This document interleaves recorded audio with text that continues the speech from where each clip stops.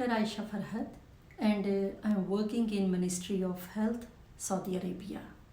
हमारा आज का जो टॉपिक है वो है एक्टोपिक प्रेगनेंसी।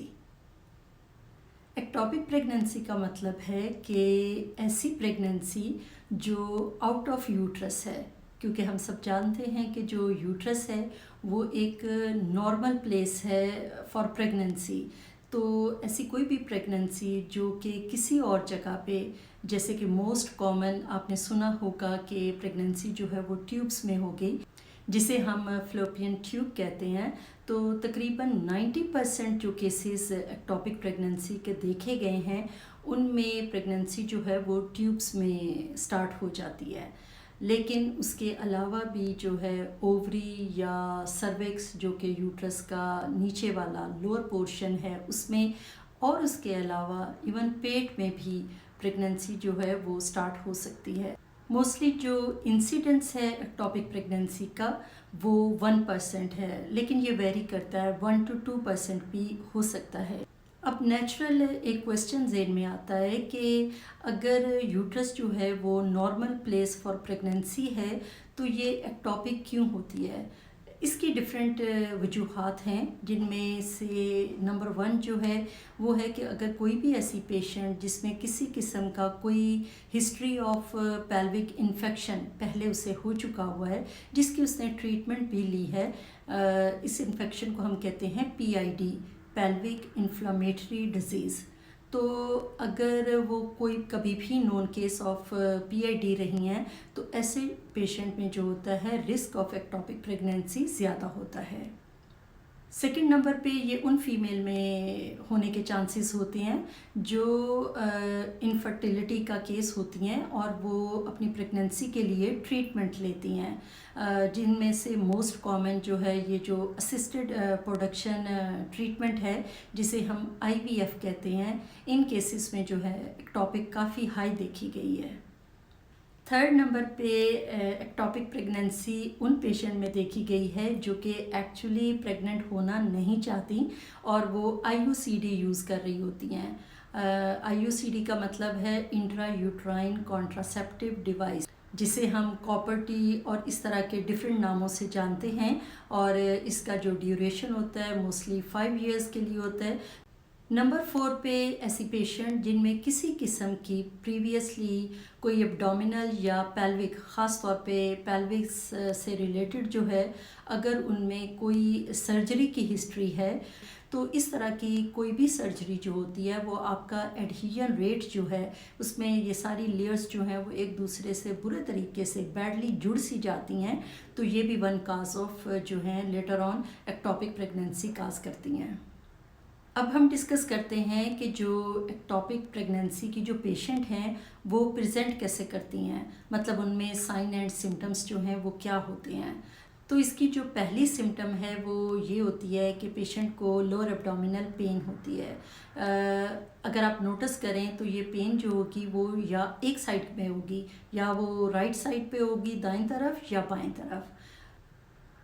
नॉर्मल थोड़ी बहुत हल्की फुल्की सी एक डिस्कम्फर्ट या थोड़ी बहुत पेन जो है ये पार्ट ऑफ नॉर्मल प्रेगनेंसी है।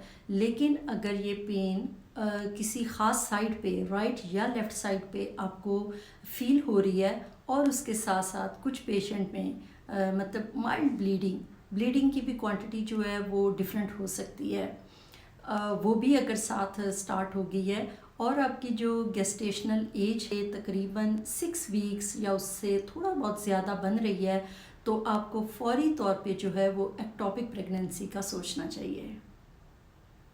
हमेशा एक बात को आपने जहन में रखना है कि अगर कोई भी फीमेल जो यंग हैं और अगर उस वक्त तक आपको या फैमिली को अभी तक पता नहीं चला कि आप प्रेग्नेंट हैं, क्योंकि कुछ लोग जो होते हैं वो अपना UPT काफ़ी लेट करवाते हैं, समटाइम 2 महीने गुजर चुके होते हैं जब उनको पीरियड्स नहीं आते, तो वो UPT वगैरह चेक करते हैं। तो होता क्या है कि इस तरह की जो सिम्टम्स हैं, ख़ास तौर पे पेन वगैरह जो है वो उससे पहले ही स्टार्ट हो चुकी होती है। और बाज़ फ़ीमेल में वो इस हद तक शदीद होती है, उनको पता ही नहीं होता है कि ये एक्टोपिक प्रेगनेंसी है, और वो ट्यूब में जो है वो प्रोग्रेस कर रही होती है। और ट्यूब में ऑफ कोर्स इतनी जगह नहीं होती कि उसमें जो 6 वीक्स या 7 वीक्स या प्लस मतलब लिटिल बिट ड्यूरेशन में वेरिएशन आ सकती हैं। तो उससे क्या होता है कि ट्यूब जो है वो फट जाती है, और उससे पेशेंट जो है वो शॉक में जाके मतलब घर में बेहोश हो जाती हैं। तो ऐसी कोई भी खातून जो इस एज की हों और वो घर में आपको फेंट मिले, बेहोश मिले, तो आप प्लीज़ अपने जहन में ज़रूर ये रखिएगा कि ये कहीं एक्टोपिक प्रेगनेंसी तो नहीं है। पेशेंट की और भी देखें, अगर उनमें किसी किस्म की कोई और मेडिकल हिस्ट्री है या कोई और रीज़न भी हो सकती है, लेकिन ये मैं आपको एज अ जनरल एडवाइस कर रही हूँ कि यंग पेशेंट अगर इस तरह की कंडीशन में आपको नज़र आए तो उनमें हाईली चांसेस जो हैं वो एक्टोपिक प्रेगनेंसी के हो सकते हैं। अब मैं एक्टोपिक प्रेगनेंसी के जो सिम्टम्स हैं जो पेशेंट फील करती हैं, एक दफ़ा आपको सीक्वेंस में दोबारा बताती हूँ ताकि आप लोगों के जहन में ये चीज़ रहे। एक दफ़ा आप सुन लेंगी तो हमेशा मेरा ख्याल है कि आप इन चीज़ों का ख्याल करेंगी। फॉर एग्ज़ाम्पल कि आपको लोअर एब्डोमिनल पेन जो है वो होना शुरू हो गई है, और वो राइट में या लेफ़्ट में थोड़ी ज़्यादा हो रही है, और अगर ये पेन जो है with the passage of time increase होती जा रही है, मतलब बढ़ती जा रही है, उसकी शिद्दत में इजाफा होता जा रहा है, और साथ साथ में आपको हल्की हल्की ब्लीडिंग भी हो रही है, तो ये भी एक साइन एक्टोपिक का हो जाएगा। अब होता क्या है कि पेन जो है वो ज़्यादा होती जा रही है, और कुछ पेशेंट उसको टॉलरेट करती जा रही हैं और वो हॉस्पिटल नहीं जाती। तो जो फर्दर सिम्टम उनमें आती है वो होता है उनमें शोल्डर में जो पेन जो है, इधर वो राइट या लेफ़्ट कहीं पे भी वो स्टार्ट हो जाती है। शोल्डर पेन भी एक इंडिकेशन है, और ये उस वक्त स्टार्ट होती है जब आपकी जो एक्टोपिक प्रेगनेंसी है अभी अगर वो रप्चर नहीं हुई तो वो लीक ज़रूर हो, मतलब पेट के अंदर कलेक्शन ऑफ ब्लड जो है वो होना शुरू हो चुकी होती है। उससे क्या होता है कि आहिस्ता आहिस्ता पेन और बढ़ जाती है। टेंडरनेस के आप पेट को हाथ लगाएं तो आपको बहुत पेन होना शुरू हो जाती है। कुछ पेशेंट में तो वो डिस्टेंशन यानी इतनी ज़्यादा ब्लड कलेक्शन जो है वो हो जाती है कि पेट का साइज़ इवन ज़्यादा हो जाता है, और उसके बाद जो है वो पेशेंट फेंट होके घर में ही कहीं ना कहीं गिर जाती हैं। ये एक लाइफ थ्रेटनिंग कंडीशन, मतलब ये कि आपकी ज़िंदगी को ख़तरे में डालने वाली भी सिचुएशन है अगर इसको स्टार्ट में ही जो है वो कंट्रोल ना किया। अब नेक्स्ट स्टेप है कि एक्टोपिक प्रेगनेंसी को कैसे डायग्नोस किया जाए। तो इसके लिए दो जो इन्वेस्टिगेशन हैं वो बहुत कॉमन है। नंबर 1 अल्ट्रासाउंड, और अल्ट्रासाउंड में भी TVS ट्रांसवेजाइनल अल्ट्रासाउंड जो है वो सबसे टॉप पे आता है।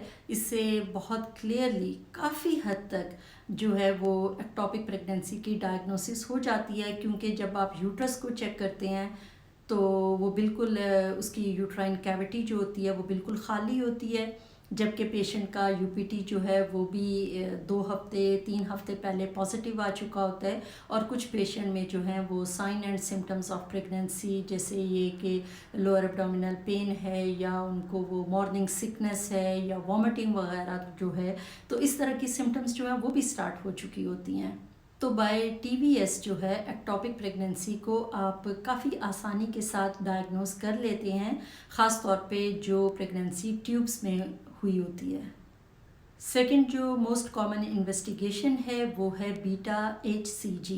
ये एक ब्लड इन्वेस्टिगेशन है। इसको मैं पहले भी अपनी लास्ट वीडियो जो है अबॉर्शन के टॉपिक पे जो मैंने बनाई थी उसमें इसको मैंने ख़ासी डिटेल के साथ एक्सप्लेन किया था कि ये जो है एक नॉर्मल प्रेगनेंसी में रिगार्डिंग टू गेस्टेशनल एज जो है इसका एक ख़ास लेवल होता है। तो एक्टोपिक प्रेगनेंसी में ऑफ कोर्स ये हार्मोनल लेवल जो है वो कम होता है, क्योंकि एक्टोपिक प्रेगनेंसी उस तरह से ग्रो नहीं कर रही होती जिस तरह से यूट्रस में एक नॉर्मल हेल्दी प्रेगनेंसी प्रोग्रेस करती है। बीटा एसीटी हार्मोन जो है वो एक काफ़ी अच्छी इन्वेस्टिगेशन है, इजी भी है क्योंकि ये सिंपली बाय ब्लड सैंपल के साथ हम कर सकते हैं और ये बहुत ज़्यादा जो है इंफॉर्मेटिव होती है in case of ectopic pregnancy और अगर प्रेगनेंसी ऑफ अननोन लोकेशन हो।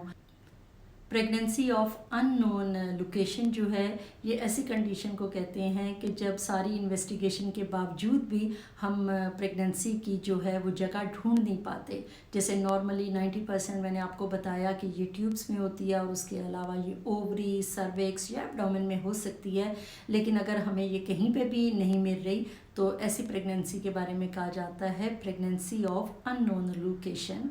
तो ऐसी सिचुएशन में भी जो है ये जो बीटा HCG की मॉनिटरिंग है, एक सीरियल इन्वेस्टिगेशन एवरी 48 आवर्स, हर 2 दिन के बाद, ये बहुत हेल्पफुल रहती है जस्ट टू चेक आउट कि हाँ प्रेगनेंसी जहाँ कहीं भी है क्या वो स्लोली खुद ही ख़त्म हो रही है या वो बढ़ रही है, लेकिन उसके जो बढ़ने की जो रेशो है वो उतनी ज़्यादा नहीं है, लाइक नो मोर देन 60% जो कि एक नॉर्मल प्रेगनेंसी में होती है।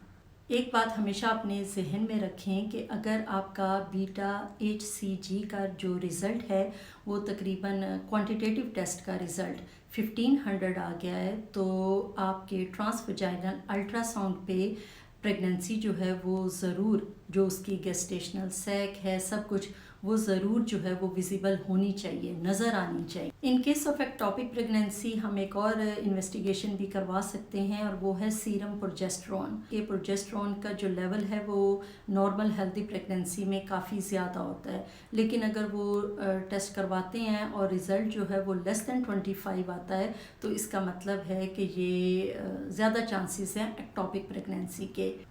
अब नेक्स्ट स्टेप आता है कि अगर एक पेशेंट में एक्टोपिक प्रेगनेंसी जो है वो डायग्नोस हो गई है तो हम उसे मैनेज कैसे करेंगे। फॉर एग्ज़ाम्पल एक पेशेंट हैं जो बिल्कुल एसिम्प्टोमेटिक हैं, मतलब उनको कोई पेन, ब्लीडिंग कुछ भी ऐसा नहीं है, वो तो एक रूटीन अल्ट्रासाउंड के लिए गई और उनको पता चला कि 6 या 7 वीक्स होने के बावजूद जो है उनमें कोई गेस्टेशनल सैक वगैरह कुछ भी नहीं है और वो एक केस एक्टोपिक प्रेगनेंसी का है, प्लस उनका बीटा HCG करवाया गया तो उसकी भी क्वांटिटी जो है वो लेस दैन 1000 आएगी।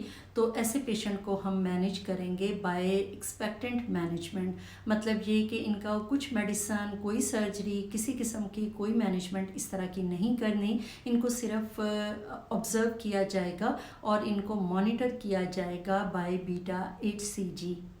इसका क्या फ़ायदा होगा कि हम पेशेंट को एडवाइस करेंगे कि वो ये इन्वेस्टिगेशन जो है हफ्ते में 2 दफ़ा करवाएं और उससे क्या होगा कि हम कंपेयर करेंगे जो पहला रिज़ल्ट है नेक्स्ट जो है वो कितना कम हो गया है, तो ये हमें हेल्प करेगा कि हाँ इस पेशेंट में जो है वो प्रेगनेंसी जो है वो खुद ब खुद ही जो है वो ख़त्म हो रही है। तो इसी तरह इसकी मॉनिटरिंग जो है वो होती रहेगी जब तक कि ये लेस दैन 20 ना रह जाए। ये जो मैनेजमेंट है ये तकरीबन 66% केसेस में ये कामयाब हो जाती है। सेकंड नंबर पे आती है मेडिकल मैनेजमेंट और इसमें हम एक मेडिसिन है जो कि इंजेक्टेबल फॉर्म में मेथोट्रेक्सेट, एक इंजेक्शन जो है वो पेशेंट को दिया जाता है। इस मेडिसिन को देने का भी एक क्राइटेरिया है जो डॉक्टर काफ़ी केयरफुली पहले चेक करते हैं। इस ट्रीटमेंट के बाद जो है वो पेशेंट को बहुत रेगुलर फॉलोअप के लिए एडवाइस किया जाता है।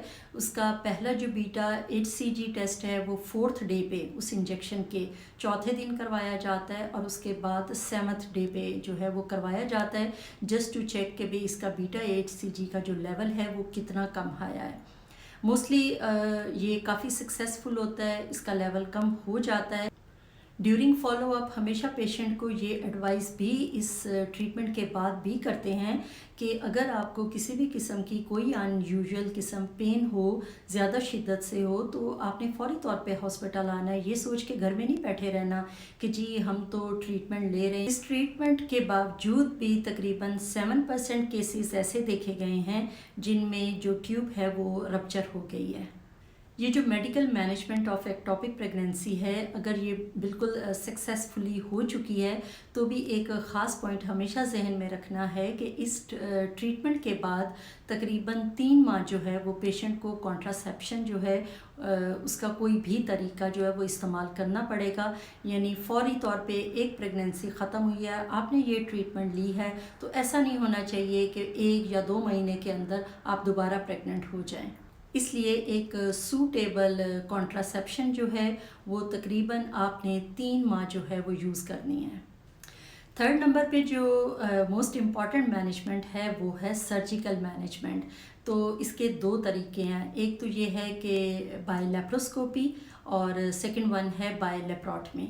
सर्जिकल मैनेजमेंट बाय लेप्रोस्कोपी जो है ये उन पेशेंट में की जाती है जो हेमोडायनामिकली मतलब स्टेबल होते हैं, कि उनमें प्रेगनेंसी जो है वो नज़र तो आ रहा है कि वो रप्चर हो गई है, पेन सिम्टम्स वगैरह उनको आ रही हैं, लेकिन उनके जो वाइटल्स हैं मतलब उनका ब्लड प्रेशर वगैरह वो ठीक है, बहुत ज़्यादा ब्लीडिंग लॉस वगैरह नहीं है और पेशेंट बिल्कुल अच्छे तरीके से अपनी सेंसेस में है। लेप्रोस्कोपी से ऑपरेट होने के अपनी जगह बहुत फ़ायदे हैं। फॉर एग्ज़ाम्पल ये कि इसमें लेस ब्लड लॉस होता है, उसके अलावा आफ्टर सर्जरी जो है वो हॉस्पिटल में जो स्टे होता है वो आपका बहुत शॉर्ट होता है और जो आपका पेन का लेवल है आफ्टर सर्जरी वो भी कम होता है, मतलब आपको थोड़ी पेन किलर्स जो हैं वो यूज़ करनी पड़ती हैं। और जो लास्ट स्टेप है इसकी मैनेजमेंट का वो है लेप्रोटमी। कुल ये एक लाइफ सेविंग जो है वो प्रोसीजर आप कह सकते हैं, क्योंकि ये इसमें टाइम नहीं होता पेशेंट को प्लान करने का कि जी ठीक है इसको इस तरह से मैनेज करें जैसे हम लेप्रोस्कोपी के लिए करते हैं। इसमें पेशेंट ऑलरेडी इन डेंजर होता है, जैसे घर में आप एक ऐसी बेहोश औरत को लाए हैं जिसका पहले से ही बहुत ब्लीडिंग लॉस है, उसके वाइटल्स जो हैं ब्लड प्रेशर बहुत लो जा रहा है या वो ऑलरेडी शॉक में जाने वाली है, तो ऐसी सूरत में ये एक एमरजेंसी ट्रीटमेंट है जिसमें फ़ौरी तौर पर क्विकली जो है पेशेंट को ऑपरेट किया जाता है और ज़्यादातर केसेस में उस रप्चर्ड ट्यूब को जो है वो रिमूव कर दिया जाता है। तो ये था हमारा आज का टॉपिक, एक्टोपिक प्रेगनेंसी। मैंने कोशिश की है कि इसको काफ़ी सिंपल तरीके से आपको एक्सप्लेन कर सकूं। तो इंशाल्लाह मिलते हैं किसी नई वीडियो में किसी और नए इंटरेस्टिंग टॉपिक के साथ। तब तक खुदा हाफिज़।